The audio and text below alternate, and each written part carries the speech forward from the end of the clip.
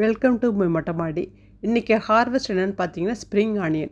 இது வந்து நான் கடையிலேருந்து வாங்கிட்டு வந்த ஸ்ப்ரிங் ஆனியன் வந்து இலையெல்லாம் கட் பண்ணிவிட்டு வேரை மட்டும் நட்டு வச்சுருந்தது. எவ்வளோ அழகாக வெளில வந்திருக்குது பார்த்தீங்களா? எவ்வளோ செழுமையாக வந்திருக்கு பாருங்கள்.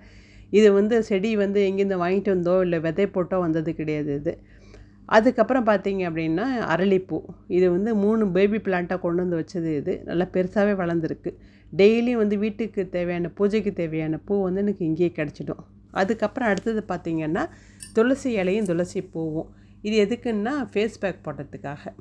இது வந்து ரொம்ப நல்லா வாசனையும் கொடுக்கும். அது வந்து அதுவும் இல்லாமல் வந்து ஸ்கின்னை வந்து நல்லா சாஃப்டாக்கும் இது. அப்புறம் பார்த்திங்கன்னா குப்பைமேனி கீரை நிறைய வந்து இந்த தோட்டத்தில் இருக்குது இது. அப்போ கட் பண்ண அது பாட்டுக்கு அழகாக வளர்ந்துட்டுருக்குது. அது எல்லாமே கழுவி காய வச்சுட்டு இது ஃபேஸ் பேக்குக்காக ரெடி பண்ணிகிட்ருக்கேன். அதெல்லாமே ஸ்ப்ரிங் ஆனியனில் பார்த்தீங்க அப்படின்னு சொன்னால் நிறைய பூ வந்துருக்குது. அந்த விதையெல்லாம் கலெக்ட் பண்ணிகிட்ருக்கேன்.